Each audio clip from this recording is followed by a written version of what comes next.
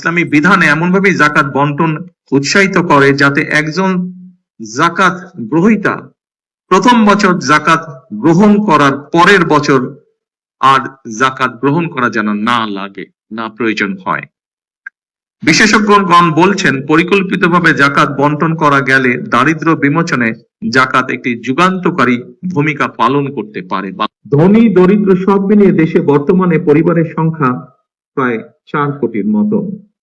এসব পরিবারগুলোর মধ্যে যদি দরিদ্র কিংবা হতদরিদ্র পরিবারগুলোকে চিহ্নিত করে প্রতি বছর পর্যায়ক্রমে 5 লক্ষ পরিবারকে আমরা 50,000 টাকা থেকে 1 লক্ষ টাকা জাকাত দিতে পারি, আমি ব্যক্তিগতভাবে বিশ্বাস করি এইসব পরিবারগুলোর মধ্যে বেশিরভাগ পরিবারগুলোকে হয়তো পরের বছর আর জাকাত নাও দিতে হতে পারে।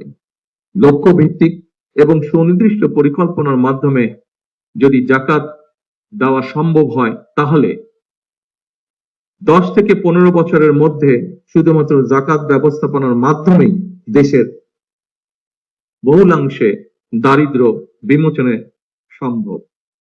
সম্মানিত ওলেমা মাশায়েখ বৃন্দ, দারিদ্র বিমোচনে জাকাত ব্যবস্থাপনার বিষয়টি আপনাদের কাছে যৌক্তিক মনে হলে এই ব্যাপারে বিত্তবানদের সচেতন করার ক্ষেত্রে আপনারা আলেম ওলেমা মাশায়েখগণ সবচেয়ে বেশি এবং গুরুত্বপূর্ণ ভূমিকা রাখতে পারেন বলে আমি দৃঢ়ভাবে বিশ্বাস করি। জাকাত ব্যবস্থাপনার মাধ্যমে দারিদ্র বিমোচন করার লক্ষ্যে দেশের শীর্ষস্থানীয় আলেমা ওলেমা, ইসলামিক স্কলার এবং সরকারি কর্মকর্তা সহ সংশ্লিষ্টদের নিয়ে ধর্ম মন্ত্রণালয়ের মাধ্যমে অথবা তার অধীনে বিদ্যমান জাকাত বোর্ডকে নিশ্চয়ই আমরা পুনর্গঠন করতে পারি। এই জাকাতকে দারিদ্র বিমোচনে ব্যবহার করে ইসলামী বিশ্বে বাংলাদেশ অবশ্যই একটি মডেল হিসেবে উপস্থাপনের সুযোগ রয়েছে বলে আমি